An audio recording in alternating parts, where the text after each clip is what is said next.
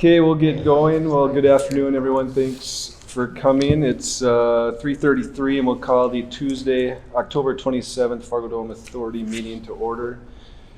Before we get to the minutes, any additions, revisions to the agenda? No, just under review of current events, I will go over some potential events and protocols if to get your feedback in case they happen. Okay. Is there a motion to approve the agenda as presented? So moved. Second. First by Dan, second by David. All those in favor say aye. Aye. Opposed, same sign. Any old business to bring before the authority? Hearing none, on to 3 new business. Rob. All right, we're going to start page 4. Go over the financials really quick for the month of September. Appreciate you printing these off in black and white, so it's not all red. Oh, sorry. I didn't do the minutes. All right. We'll wait. We did the agenda. So the September 29th minutes, I'd entertain a motion for that. So moved. First by Mike, second by Troy. All those in favor say aye. Aye. Opposed, same sign. Okay, sorry about that. Saw you. Call me now? Yeah. All right, cool. Page 4. As always, the left half page is September. Right half is the 9 months ending September 30th, 2020.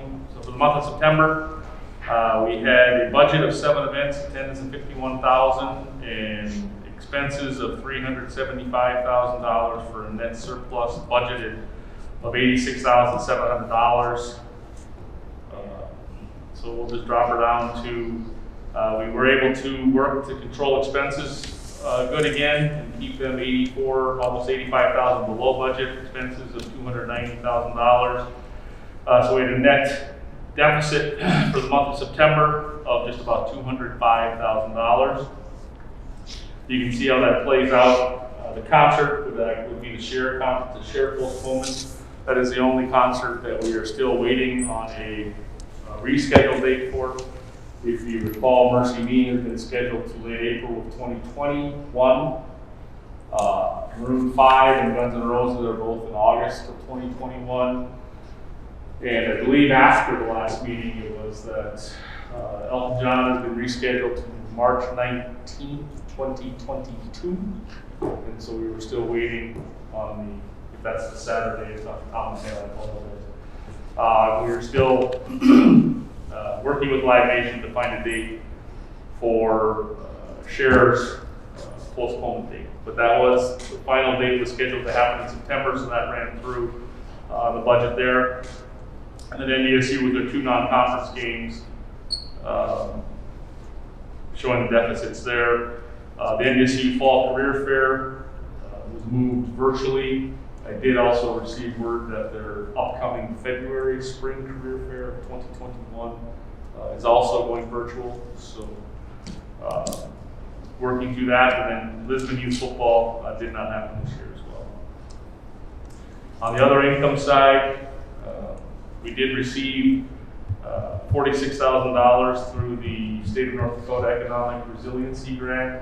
That was essentially to offset all or most of our expenses that were COVID-19 related, such as all the purchase of all hand sanitizer units, plexiglass, masks, a bunch of our disinfectors and ionizers, or both our handheld and our large sprayer unit for all that. So we did report to see that come in.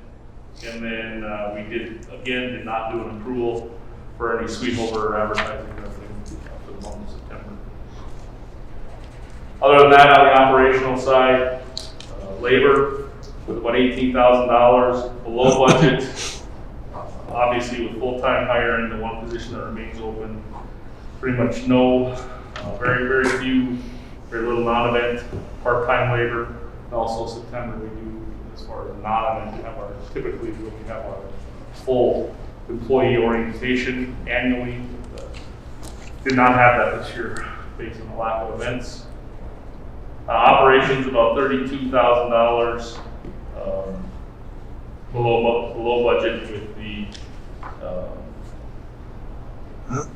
management of energy use, and things such as that. Any questions on the month of September? Susan, on the grant, did you get any guidance as far as just leaving it on the income or the balance sheet, set up a liability and pay out of that versus record income and then corresponding expenses? Well, we've already had to expend everything before without grant. Already, okay. Pay for it before So we that, go. okay, So we basically washed it through Sure. an expense. yep, Part of the reimbursement of it, so part of the reimbursement was we had to submit, she had to submit receipts yeah, for it. okay, okay, So I just have to make through as an expense. yep. Okay, thanks. Any other questions on the month of September? All right. Year to date then, nobody waved their magic wand or twinkled their toes or winked their nose, so we can still continue to drop down. Year to date, you're now at a $925,000 deficit. All of the concerts, as far as the event income comments, the concerts have all run through, so that is what it is. The theater shows, there may be one more to come through, so that's another 15, 20,000 to come through, plus 4 more NDSU football games. The big one, Arts and Crafts Fair, that was scheduled for this coming weekend, did also cancel, so that will be coming through as a non-event in October as well. So you can see our event income is nearly 1.3 million below budget, or adds up to that, $200,000 deficit with the other income. And our saving grace is obviously, some of it is event related, but just we continue to do what we can with managing energy, managing labor expenses, managing everything such as that. We are still spending, we're still living. There are things that have to be done. We are doing projects, so we're still spending dollars that way. We're much less than normal, or evaluating whether we have a contractor do what we're doing in-house, and obviously most things are done in-house now. So we are about 427 or almost $430,000 below budget on the operating expenses as well. Yep. Questions on the financials?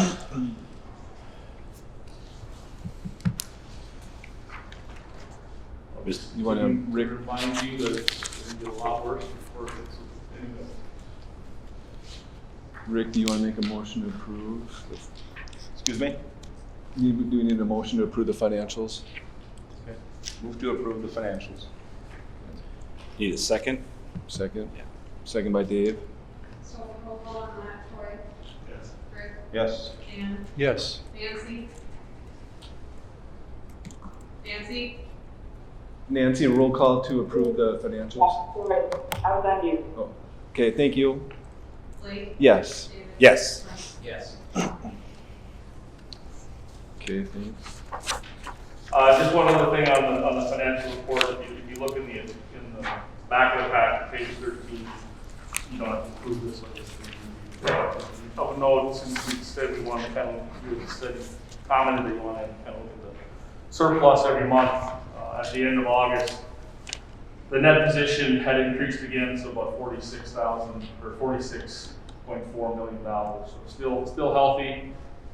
Saw the news yesterday. I don't know what's happening today, but obviously we're on the road. So it's up and down, but I think there's definitely room in there to go up and down and have that little fun house ride for a while. So 2.9 million year to date, which would be yeah, that would be since so in July. 2 months. 2 months, right? Yeah. Okay. Just a review of current events. as we've said before, it's becoming very evident for event centers that this is the lack of events or the scaled down events are likely going to continue deep into 2021. So we've, just in the last month, I think right prior to the meeting last, at the end of September, I did say that the Red River Valley Sugar Beet Growers Association had canceled their conference that would have been in March of 2021. Since then, as I previously mentioned, the Big One Arts and Crafts Fair that would have been this coming weekend decided to cancel their event for 2020, still planning in 2021 in the fall.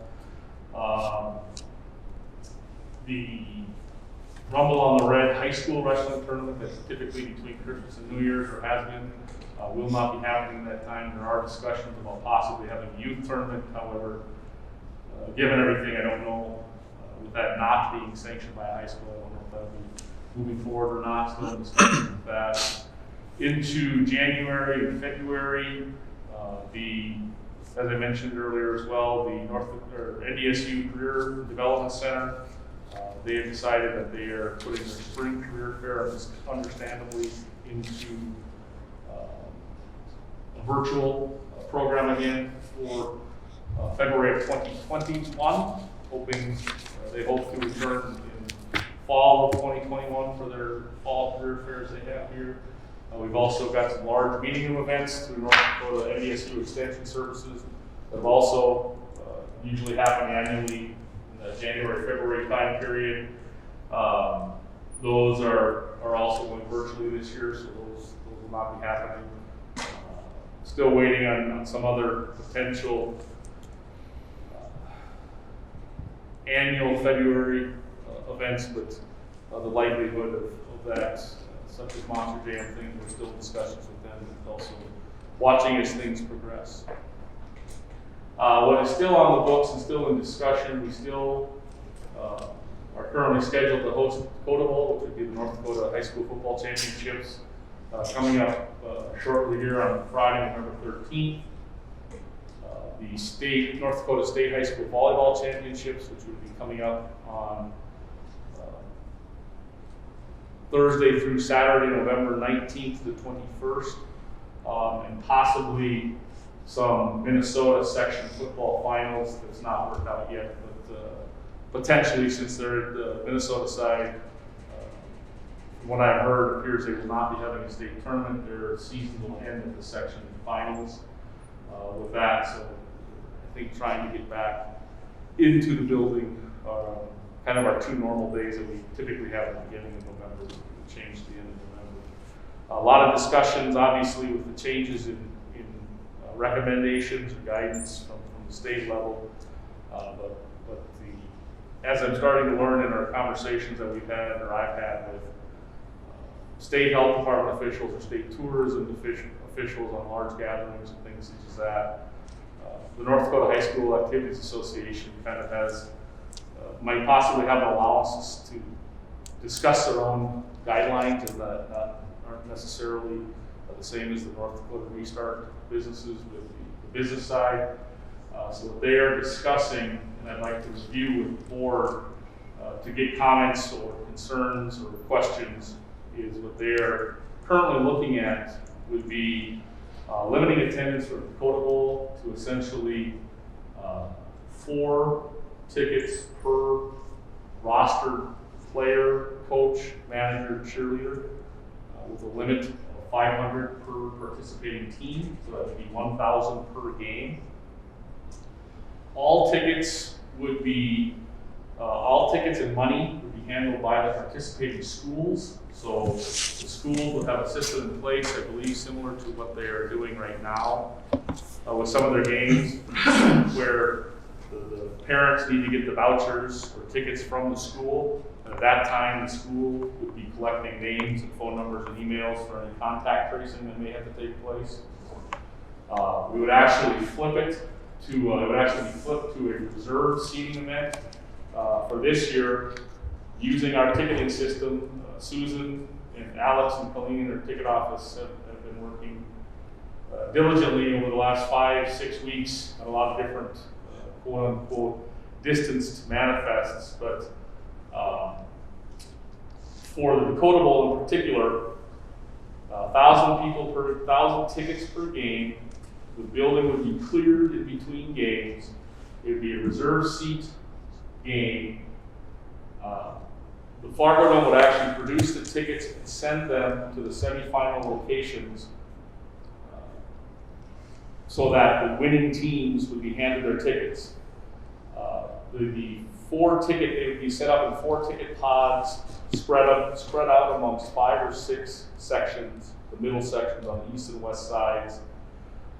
Essentially staggered seating, so rows A and B would be kept clear. Row C would have seats 1 through 4 and 15 through 18 sold and pre-assigned. Row D would have seats 9 through 12 sold and pre-assigned. Row E would then have 1 through 4, 15 through 18. That would go up with approximately 125 tickets per section. Typically our sections hold 400, 450 to 505 seats. They would be designated, we would know who the home visitor teams are, so we would know who's sitting on the east side and who's sitting on the west side. So the ticket that somebody receives, let's say for the 9-man game, would say something to the effect of Dakota Bowl, 9-man game only, parking lots EFG. So they know that they need to park in the west parking lots and enter the west doors. And then they sit on the west side.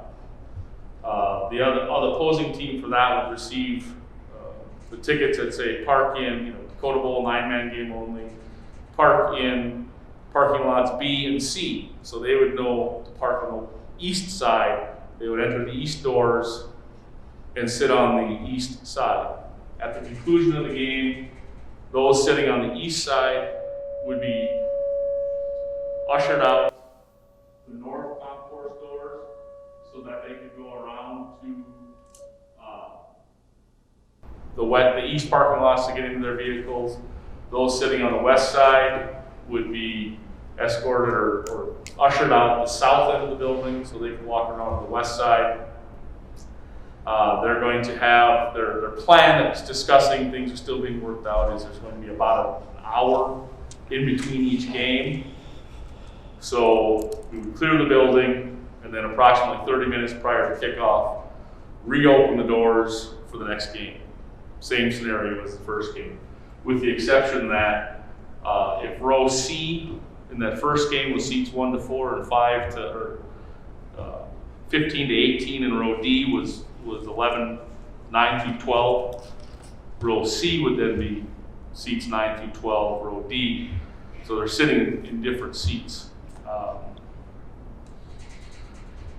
for the second game, so on and so forth. The teams would have very limited locker room usage. We would have concession stands open on both sides. The North Dakota High School Activities Association sets the price of the ticket. That's all their decision making. But we also would not charge parking as a way to reduce contact. However, the High School Activities Association would up what they pay us per ticket, not significantly, but for example, maybe $1 per ticket would come back to FARGODOME instead of 25 cents or 50 cents to kind of help offset that. So that's the process that they're looking at for that. That's for the state high school football tournament. The volleyball tournament, similar scenario to that, except for that it would be limited to 250 tickets per participating team. The key to remember there is 2 games at once, so it still is 1,000 person per game attendance. Again, that's much more complicated because it's 3 days. It's technically 16 games, or 16 matches in over those 3 days, but it's 4 time slots a day.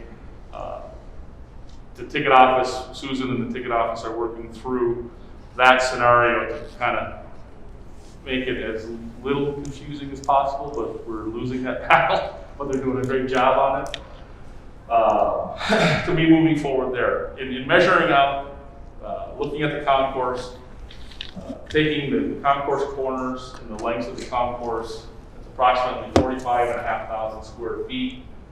If you look at a 6-foot circle, which would be a 3-foot circle around a person, the 6-foot distance, that basically is 28.25 square foot.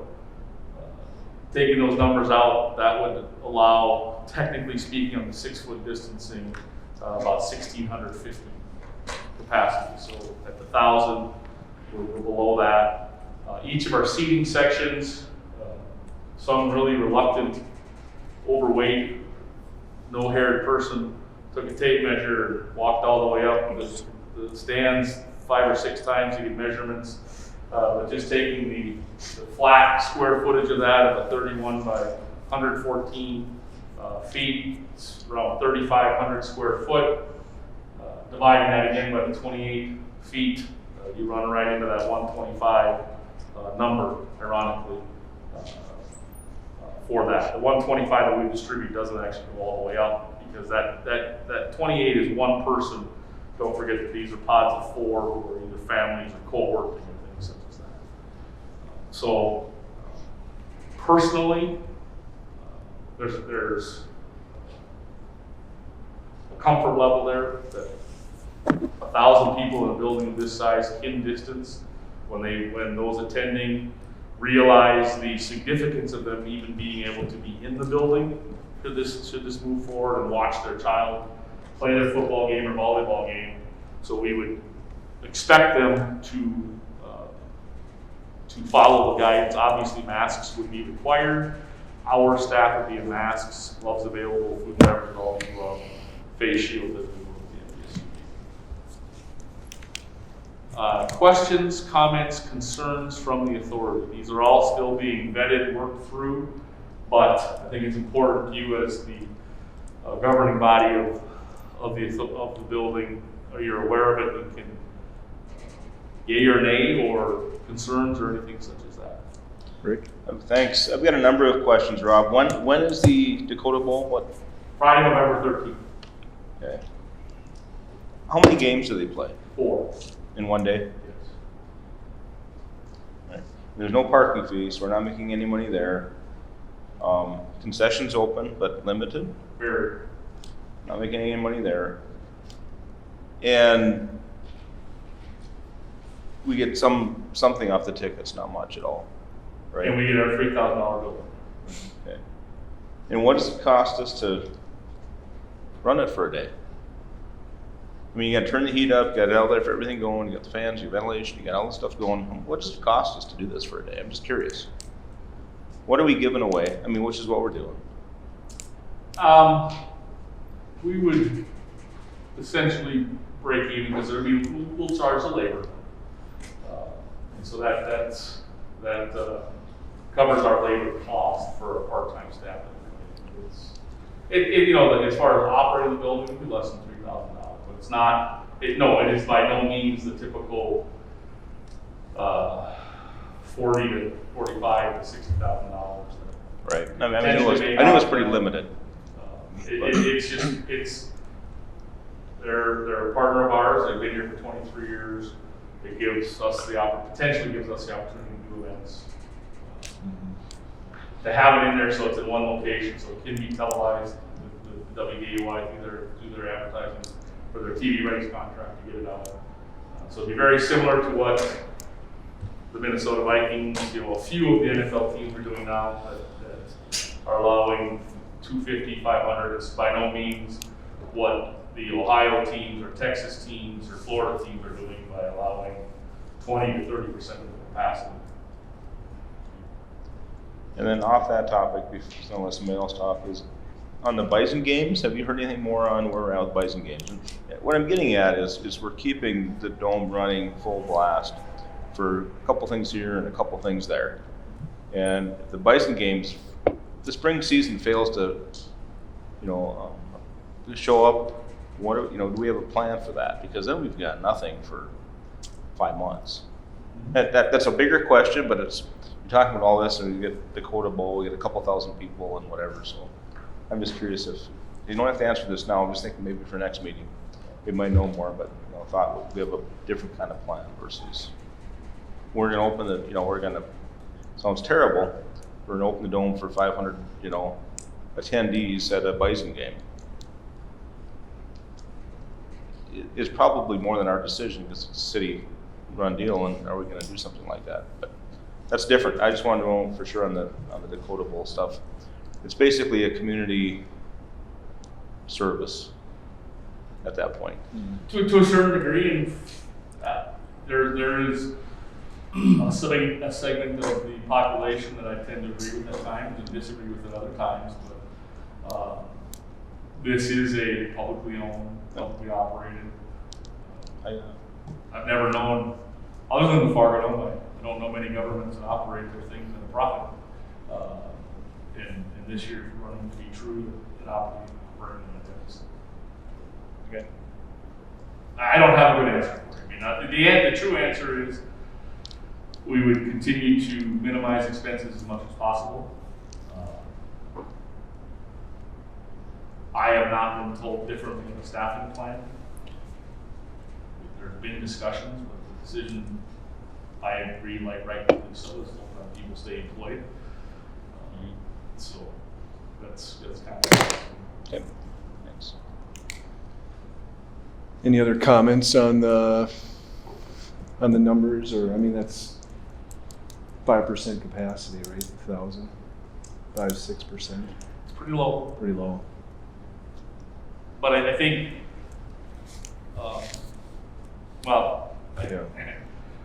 thanks to social media, people count. Yeah. So No. Yeah. it's an attempt to do something. Yeah. I No. applaud you for that. I think Yeah, that's great. I- I think And I would say that We do it for a loss. the large venues in the state, whether it's FARGODOME, Alaris, Ingolstadt, Shields Arena, Bismarck Event Center, Jamestown Civic Center, I apologize, the Minot, I guess the college, the Minot State Dome. We're not, nobody's asking to do concert. Yeah. We're just saying, maybe, we understand the large gathering things and you can't have 50 people, more than, it's recommended you don't have more than 50 people. I understand that. But to lump venues such as that into the same standards that the old Broadway or Jail Beers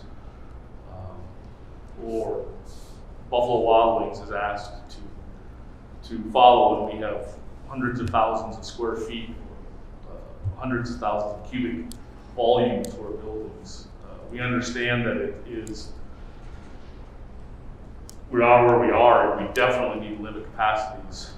And so these are event promoters coming to us. We as the FARGODOME, we as Alaris, we as Ingolstadt aren't reaching out to concerts or the high school activities to say, hey, let's move the games. What about moving them in here? They're calling us to say, hey, can we do it? On the Minnesota side, if they were to happen, they would follow Minnesota guidelines. So those games would only be 250 people per game.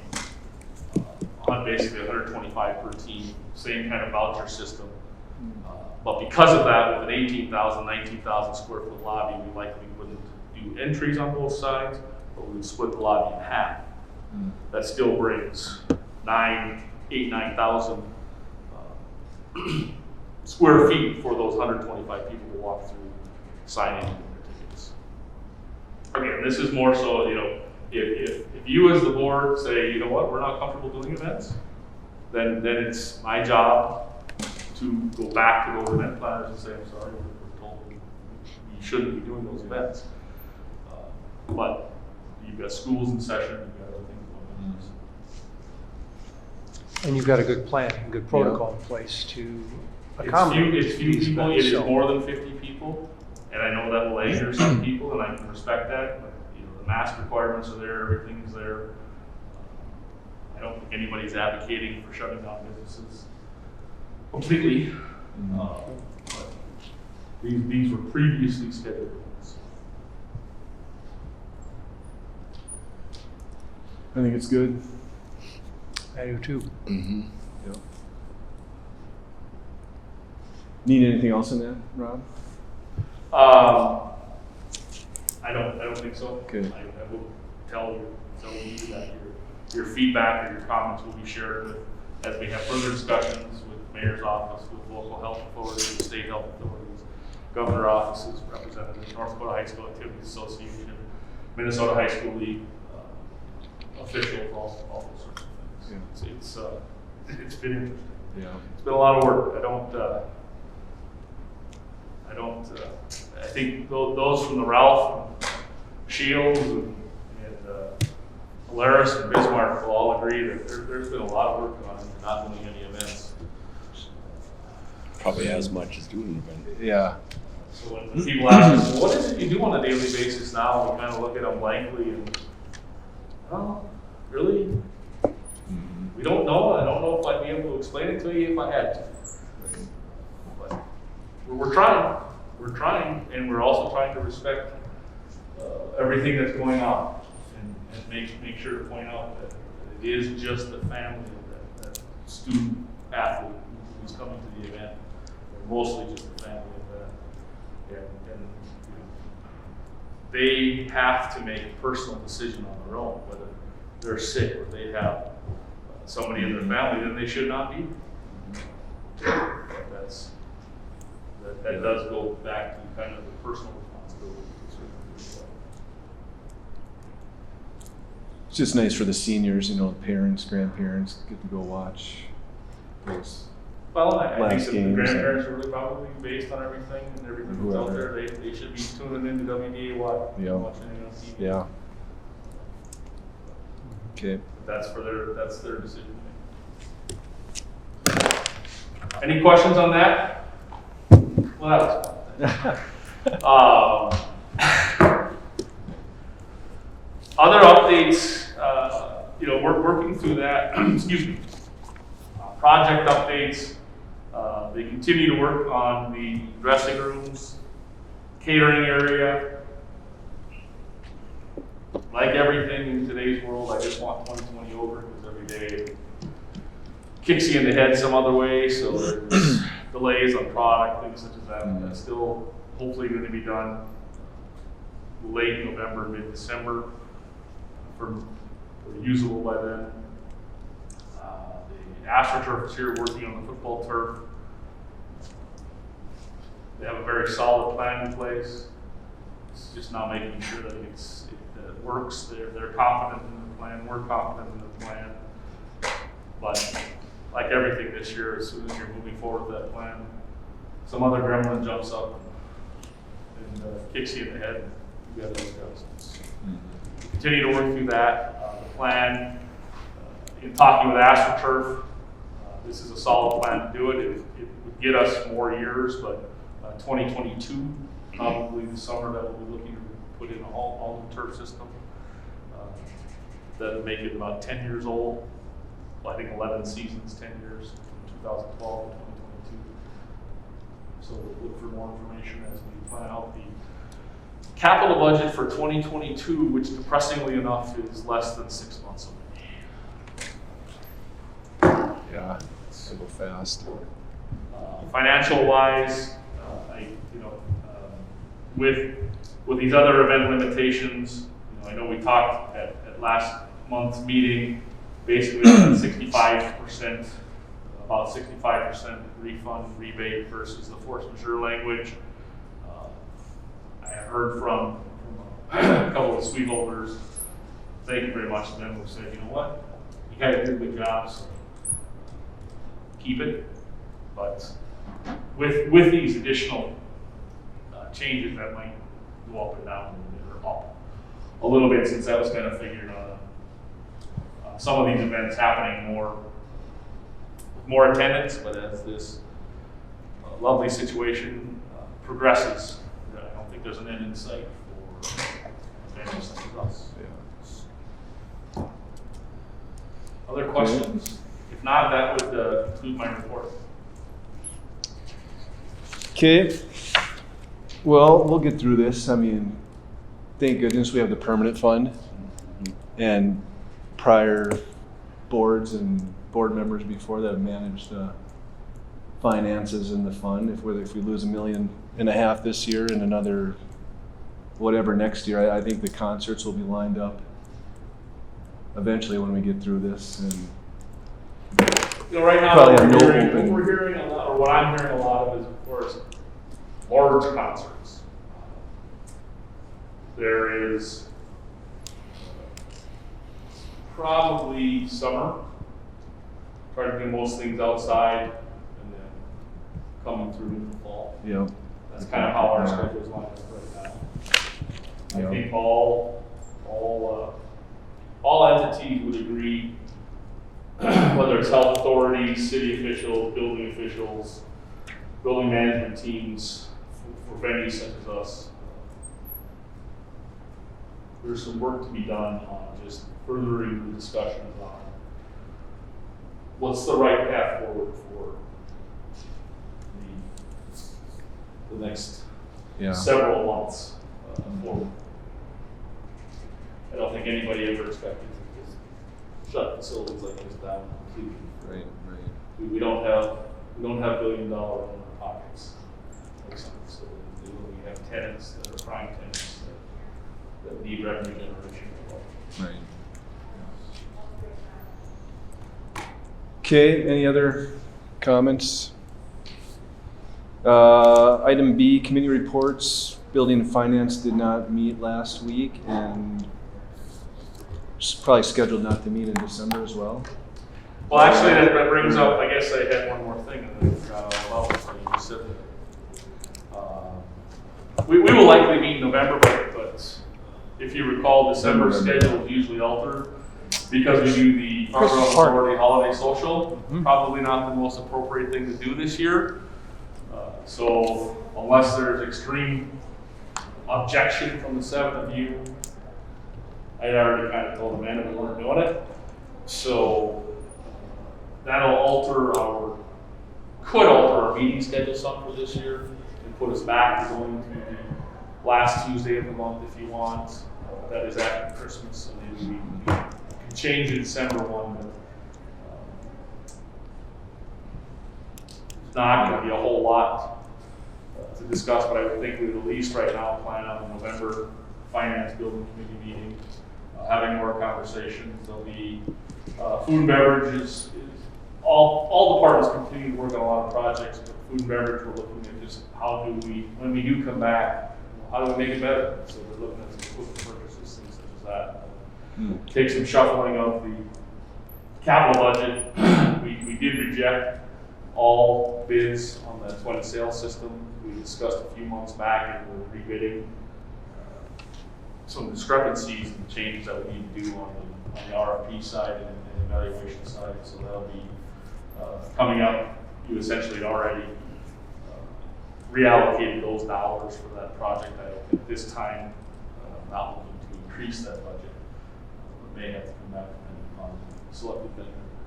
Rob, are you thinking for finance and building in November, having meetings for November and December, or just keep rolling everything into an FDA meeting in November, December?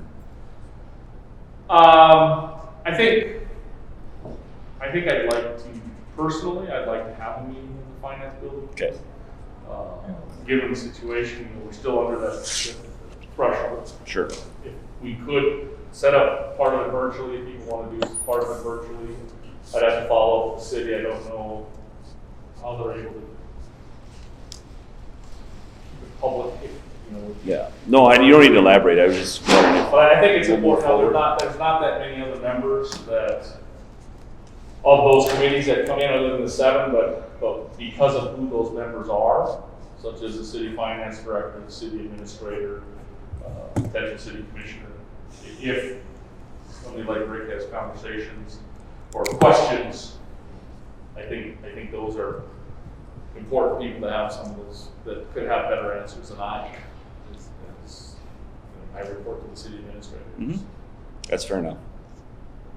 So So I think probably maybe only one of the 2 months would have a November. full building finance.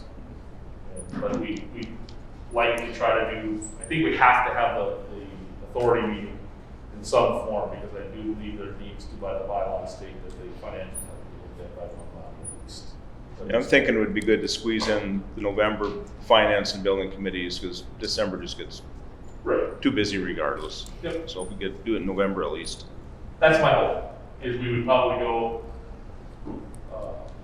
it'd be the Tuesday, the week prior to Thanksgiving. So it'd be like, or the Wednesday, the 18th. And the last Tuesday of November is the Tuesday prior to Thanksgiving. That would be the plan. Well, thank you guys for managing us through this time, so appreciate it. Any additional items? Nancy, anything? No, thanks for letting me be on this way. I appreciate that. Okay. Okay, we're adjourned.